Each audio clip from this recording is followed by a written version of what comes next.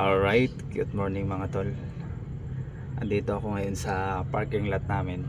So, mayroon akong check na unit. Siya nga pala, disclaimer, hindi ako mekaniko ha. Siraniko ako mga tol. May lakas lang talaga ako ng loob na galawin itong unit dahil sa amin naman itong unit.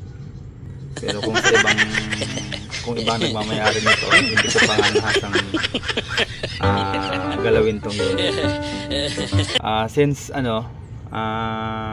matagal na rin sa amin tong unit na to, kabisado ko na yung yung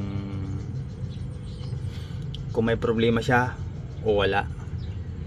Dahil siguro mga 3 days ko yata itong ginamit. Naramdaman ko na parang ang andar niya minsan malakas, minsan tumatahimik, parang nanginginig. May time na ganun, hindi ba consistent yung andar niya. So chinik ko tong ilalim ngayon. Ito dito sa may makina, chinik ko dito sa may engine bay niya. At ito nakita ko mga tulo, may problema dun sa fuel filter. Kasi ayan etong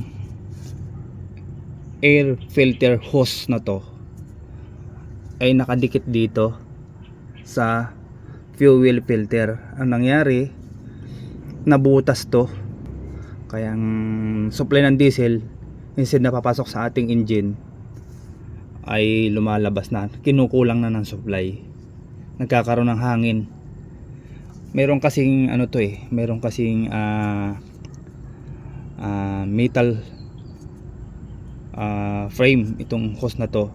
Ngayon na siya, nagasgas siya. Ngayon yung metal frame na yun ang nakabutas dito sa ating fuel filter. So ang gagawin natin, papalitan na natin itong fuel filter na to. At pag ibinalik na natin itong hose na to, hindi na dapat siya nakadikit dito. Kasi yung unang setup nito, yung dati setup talaga ito, nakadikit. Siyempre, kapag umaandar ang ating unit, nagkakaroon ng yan, gumagalaw yung ating engine. So, nagkikiskisan sila. Kaya nagkaroon ng damage. Siya nga pala mga tol, kung kayo ay merong unit din, dapat magaling kayong makiramdam sa unit ninyo. Pero kung hindi, posible palaki yung gastos natin mga tol. At mas mahalaga rin na tayo marunong tayong magkumpuni para na rin sa mas maliit na gastos, instead na magdidepende lang tayo sa mga mekaniko. Tulad nito, once na pinapalitan ko tong fuel filter na to, pinagalan ko dito sa mekaniko, siguro pinakamababang gastos mo na dito 500, mga ganun. So tanggalin na natin at para mapalitan. Alright,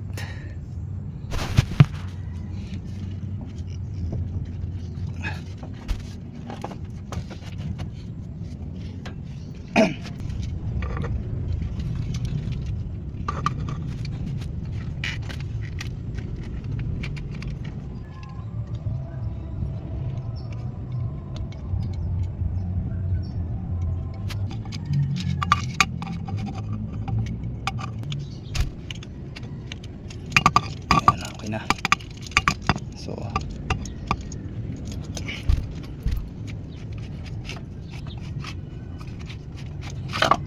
yun.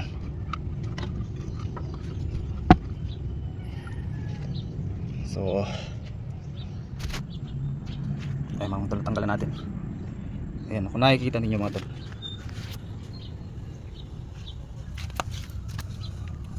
ito yung tinamaan ng metal ng ating air filter hose, nabutas siya. So ito lang mga tol ang ating talagang papalitan, di ba?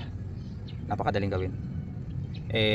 Kung hindi, ay paano halimbawa kung ito lang ang problema, tapos hindi natin alam gawin, di ang mangyayari, papagastos tayo ng di oras. Para hindi masayang yung diesel, ilalagay natin ito sa isang container, kasi ang diesel mga tol, every time na gagawa tayo sa may parting engine ng sasakyan, kailangan natin ng diesel panghugas sa ating mga kamay, dahil ayan di ba, napakadumi na, lalo na mamaya pag binalik. Alright,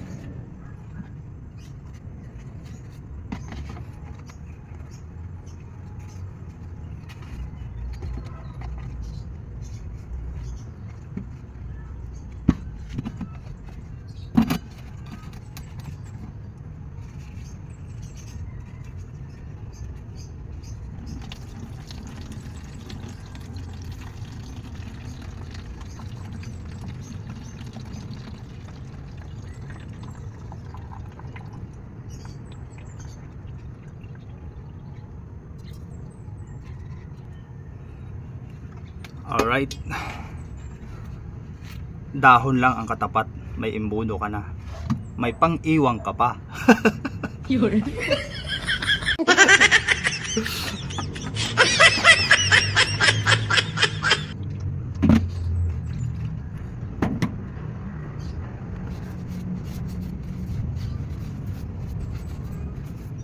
Alright, so nakabili na tayo mga tol ng fuel filter.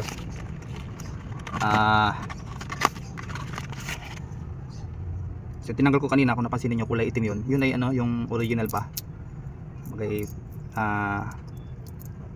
pagkagaling pa ng Japan, ngayon lang yun napapalitan, kaya ito dito sa atin sa Philippines ganito ng kulay.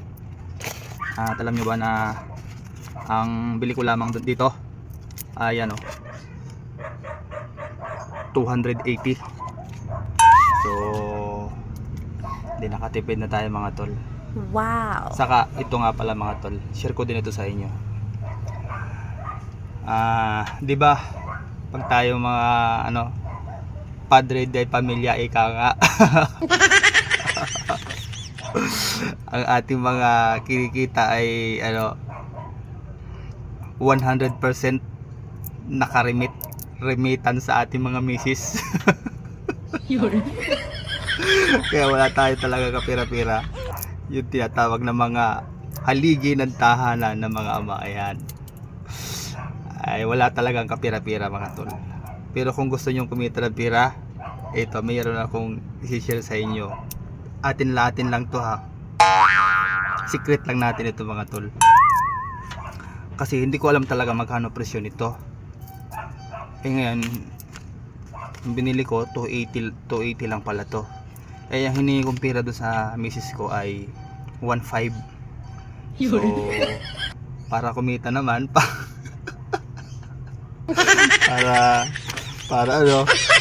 para tayong maging pera sa ating pinagpaguran.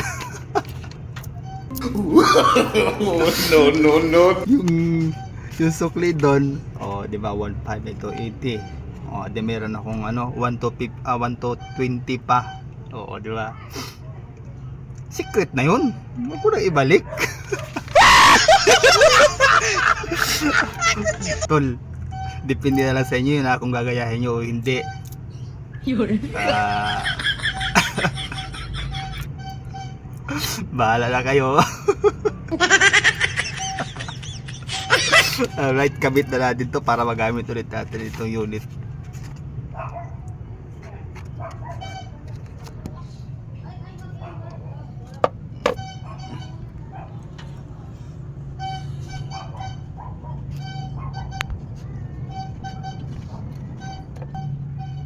So, ito mga tol, yung kung naalala nyo kanina, yung tinanggal ko na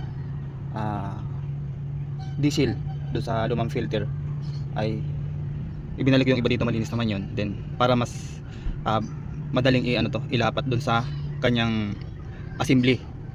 Kasi pag ito isinalpak doon ng Toyota, may posibilidad na madamage tong rubber na to. Kaya dapat ito bago isalpak talaga doon sa pinakang assembly niya ay basa ng diesel. Saka pagka in-start natin yung sasakyan, madali na siya umandar. Alright?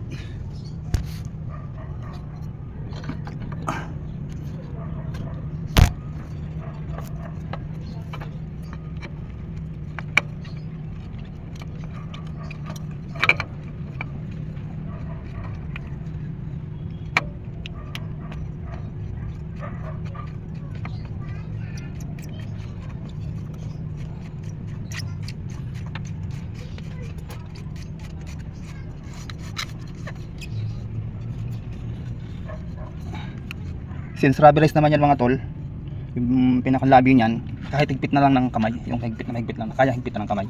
Kahit hindi na yan gamitan ulit ng kadina.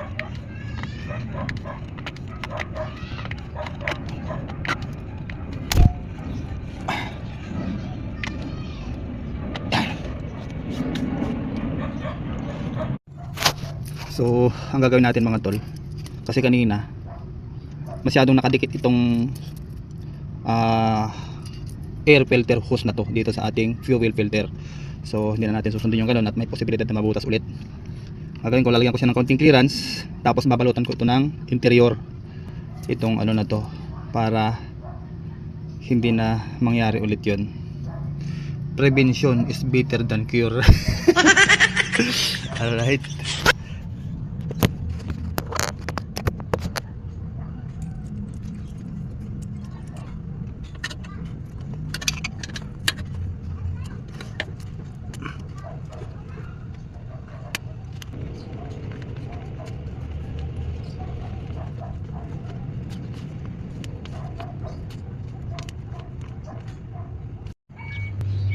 So nakabit na natin mga tol. Try nating andarin kung effective ang ating hula-hula. Yun.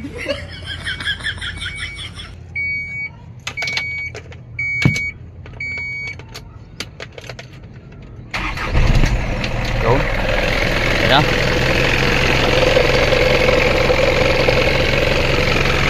gagawin natin ay i-bleed natin to mga tol para mawala yung hangin sa loob.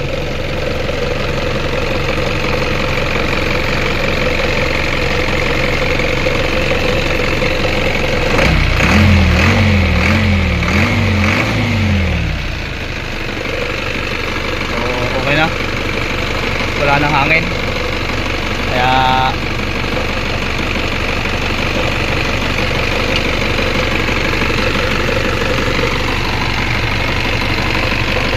okay na ito sa all-right.